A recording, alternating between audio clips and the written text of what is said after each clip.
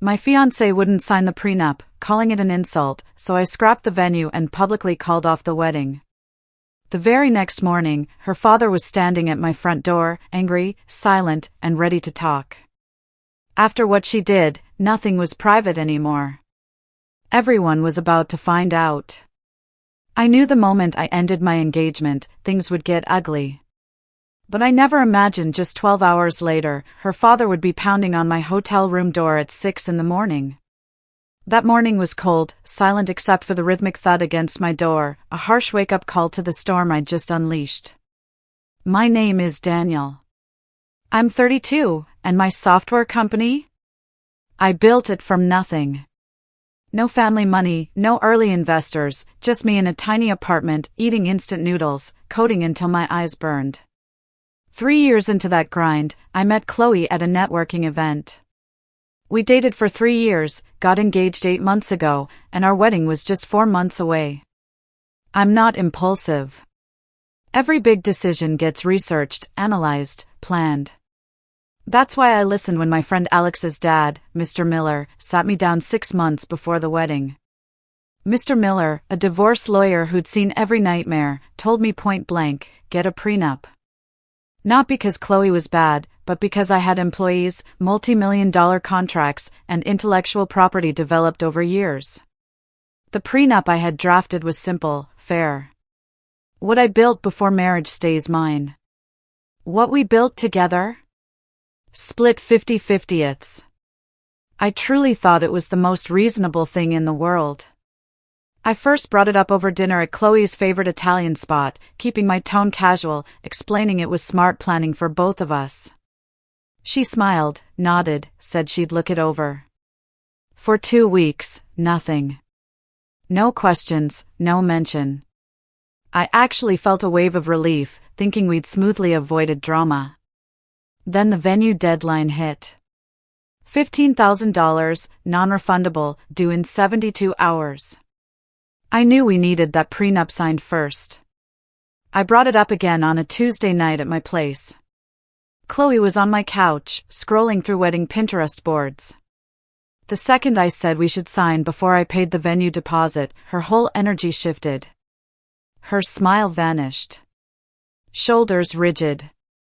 She closed her laptop with this slow, deliberate motion. I knew instantly something had changed. She looked at me, her voice sharp and cold, an edge I'd never heard, and said, "This is an insult." She kept going. Said I didn't trust her. Said her parents had 30 years of marriage, no prenup. Said if I really loved her, I wouldn't need a legal document between us. I stayed calm, tried to explain it wasn't about trust, but protecting my business, my people, something I'd built before we even met. But she wasn't listening.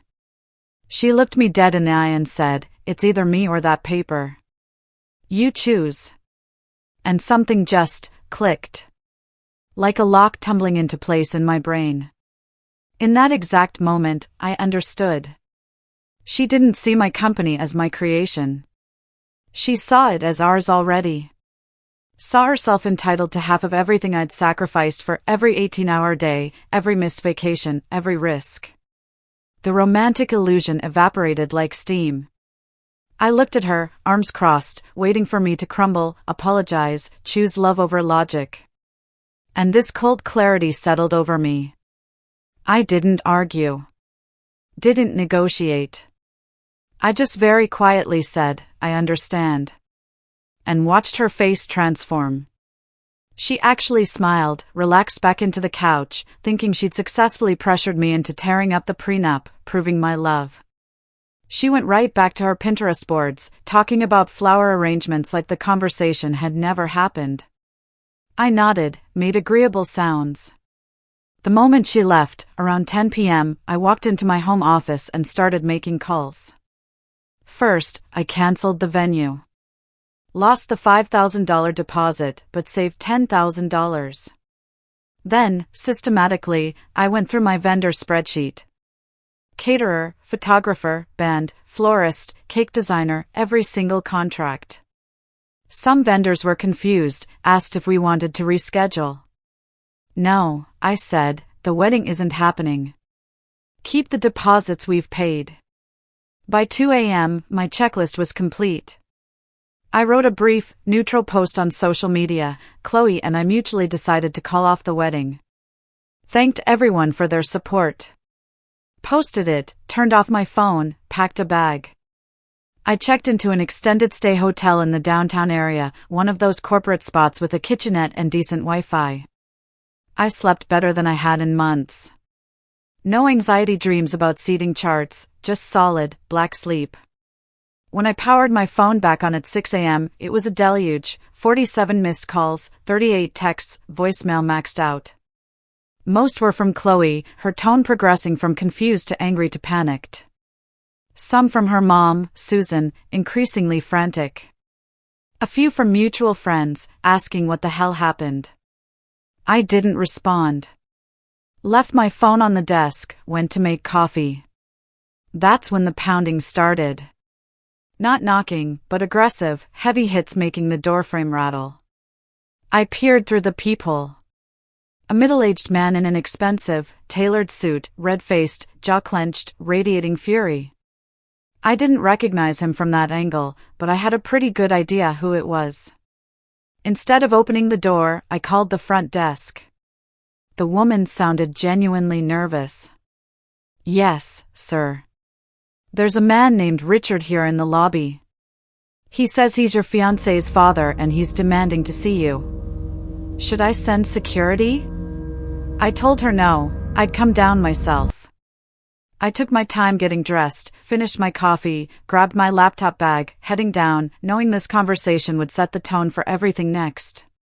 Richard threatened to destroy everything I'd built, right there in a hotel lobby at 6:30 in the morning. That's when I realized I wasn't dealing with a concerned father. I was dealing with someone who'd spent his life getting what he wanted through intimidation.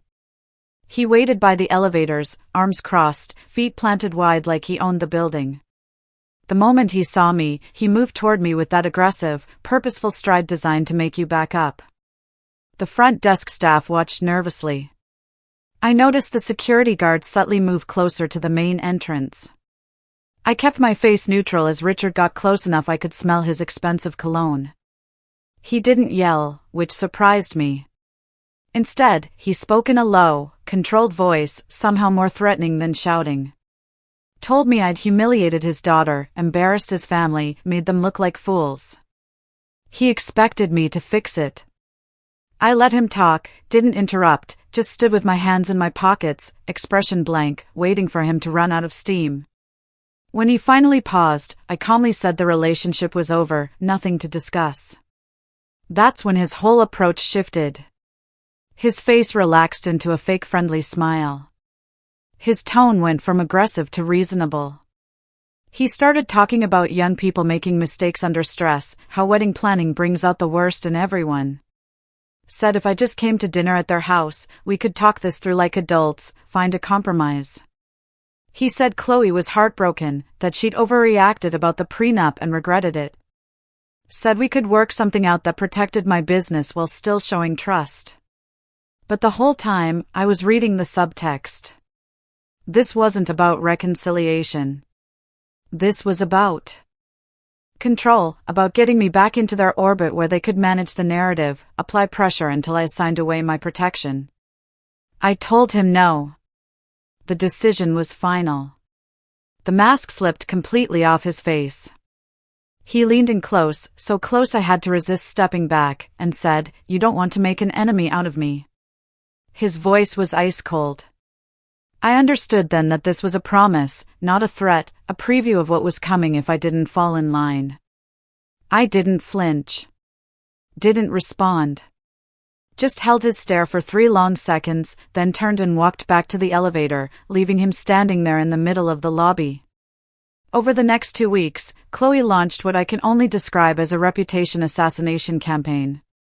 I only heard about it through mutual friends because I'd blocked her number, social media, every contact point. She told people I'd had a breakdown, become paranoid, unstable, that the stress of the company made me erratic, and she was genuinely worried about my mental health. She positioned herself as the caring, devoted fiancée who'd tried everything to help her struggling partner but was pushed away. The scary thing was, some people believed it because I wasn't defending myself. I made a conscious, deliberate choice to stay completely silent. Didn't post, didn't call friends, didn't try to control the narrative. I just let her talk while I focused on practical legal steps. I had Mr. Miller draft a formal eviction notice, giving Chloe 30 days to remove her belongings. It was legally airtight, professionally worded, sent via certified mail. When she received it, she apparently showed up at my office crying, demanding to see me. My assistant buzzed me to say Chloe was in the lobby refusing to leave. I told her to contact building security. Didn't go down. Didn't engage. Just had her escorted out. Chloe's mom, Susan, started calling me from different numbers, leaving long, rambling voicemails about family, forgiveness, how I was breaking her baby's heart over a piece of paper. I'd listen for about 5 seconds, just enough to confirm it was her, then hit delete. I kept meticulous records of every contact attempt. That's when the business attack started. Subtle at first, easy to miss if you weren't paying attention. My main server equipment supplier suddenly wanted to reduce my credit line. Claimed it was routine policy review, nothing personal, but the timing made my instincts prickle. Then a client I'd worked with for 2 years canceled a major contract renewal, citing vague budget constraints. But I later heard through a mutual connection that someone had reached out to their CFO with concerns about my company's stability and leadership. I started digging into Richard's background. Pulled up his business connections. I realized he sat on advisory boards with 3 of my clients, had investment ties to my supplier, served on the same charity board as 2 potential partners. His fingers were in way more pies than I'd understood. He was making quiet phone calls, planting seeds of doubt, leveraging his network to squeeze my business without leaving obvious fingerprints.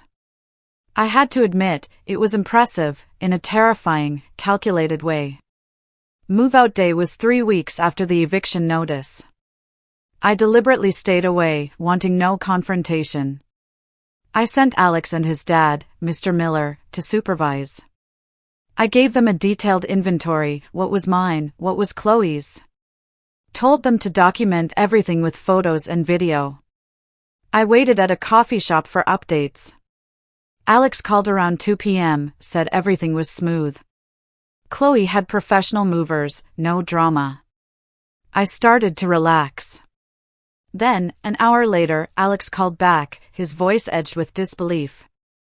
Chloe had tried to take my grandfather's watch, the 1960s Omega, in a display case in my bedroom, claiming I'd given it to her as an engagement gift last Christmas. A complete fabrication. That watch was one of the only things I had left from my grandfather, who died when I was 12. There was no universe I would give it away. Mr. Miller stepped in, calm and professional, explaining the watch had significant documented sentimental and monetary value, wasn't a shared asset or gift. Politely suggested if she insisted it was a gift, she should provide evidence, photos from Christmas, a card, anything. She couldn't, of course, and backed down. But the fact she'd even attempted it told me everything about how she viewed our entire relationship. As Chloe was walking out, Alex said she stopped at the threshold, turned back, and commented on how I was going to regret this, how her father had ways of dealing with people who crossed their family, how I had no idea what I'd just started. I told Alex to ensure that comment was documented in Mr. Miller's formal report, adding it to the growing file of concerning behavior. I sat in that coffee shop for a long time, just thinking. I wasn't scared, exactly, but I was exhausted, bone-tired from the constant low-level stress, waiting for the next attack, wondering what Richard would do, which client he'd call, which supplier he'd pressure. Part of me considered leaving, moving to another city where his influence couldn't reach. But that felt like running, like letting him win. I'd never been the type to run. I pulled up the security footage from my apartment building on my phone, watched Chloe and the movers leave, saw her stop at the door and turn back towards the camera. I made a decision right there.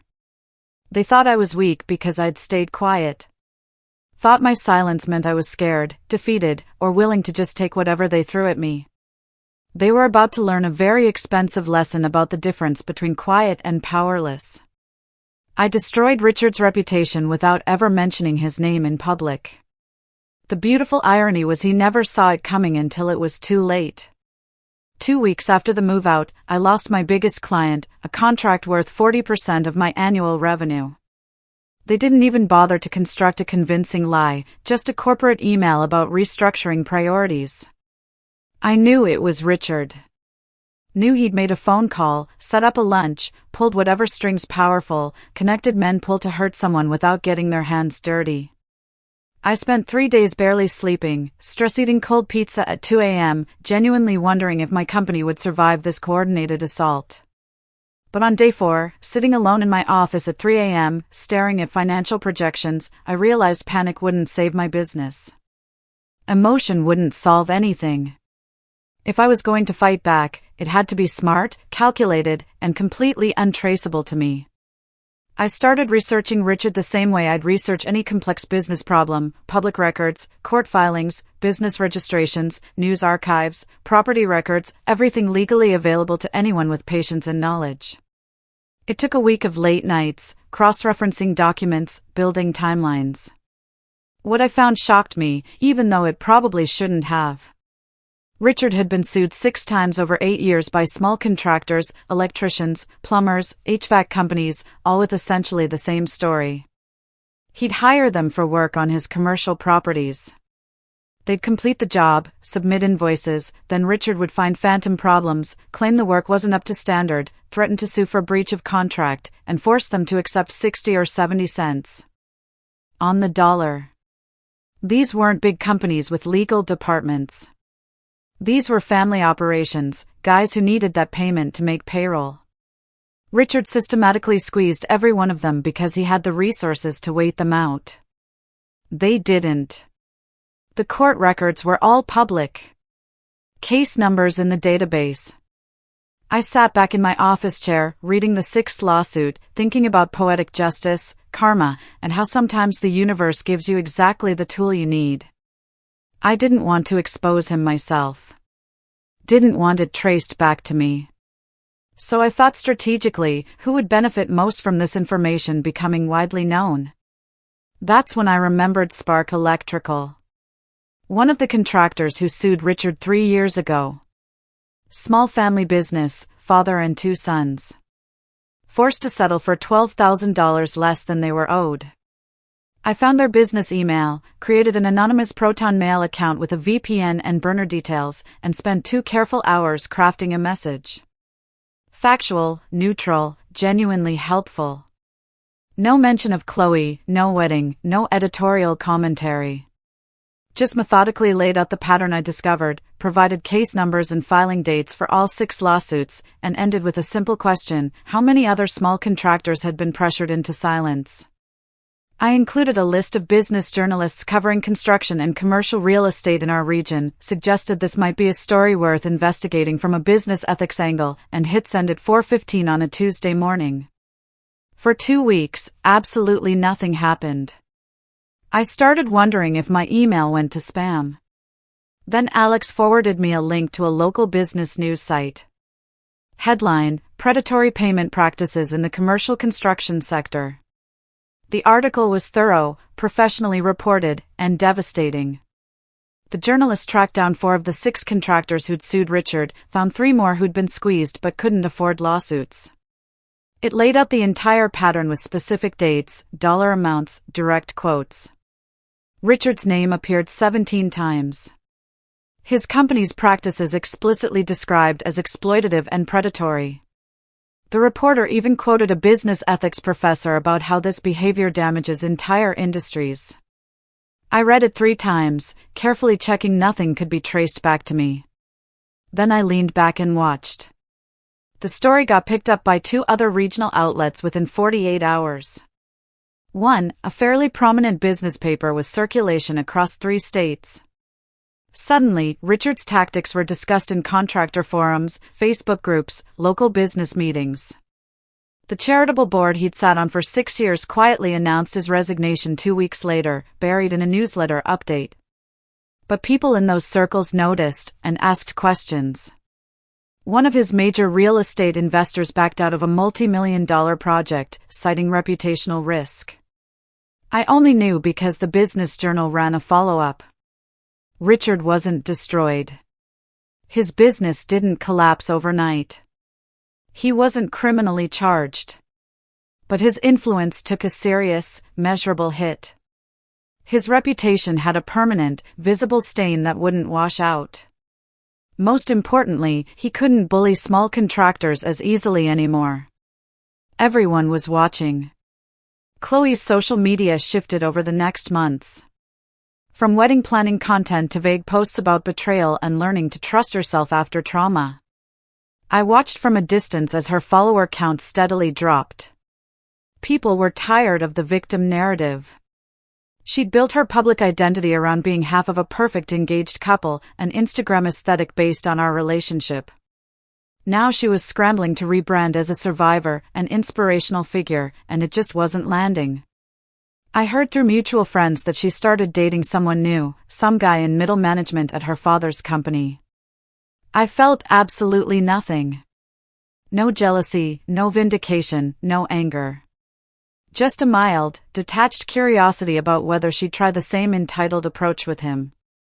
Or if she'd learned anything.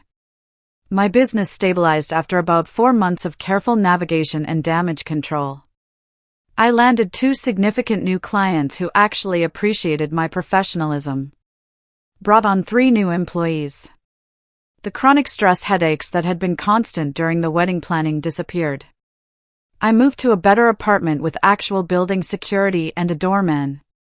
A place with more natural light, a proper home office. I put my grandfather's watch on the nightstand, where I could see it every morning. Sometimes, late at night, I'd think back to Chloe's ultimatum. How absolutely confident she'd been that I'd choose her over protecting what I'd built. I'd wonder if she ever understood it wasn't really about the prenup at all. It was about what the prenup revealed, how she viewed my work, my sacrifice, my years of effort. She'd shown me exactly how she saw my company and my success. Once I saw that clearly, there was no way to unsee it, no way back. Richard never contacted me again after that morning in the hotel lobby. I honestly don't know if he ever figured out I had anything to do with the article. But part of me hopes he spent at least some time wondering, questioning, maybe suspecting that the quiet guy who wouldn't fight back in person had actually been planning something far more effective than a confrontation. I look at my grandfather's watch sometimes, watching the second hand move in perfectly steady increments. I think about how the best, most important decisions in life are usually the ones you make when you're calm, thinking clearly, not manipulated by emotion or pressure. Ending that engagement was the best business decision I ever made. And I don't mean that cynically. I mean it literally and precisely because it taught me that sometimes protecting what you've built means walking away from what you thought you wanted. And there's a very specific kind of freedom that comes from choosing your actual future over someone else's fantasy about who you should be. What would you have done?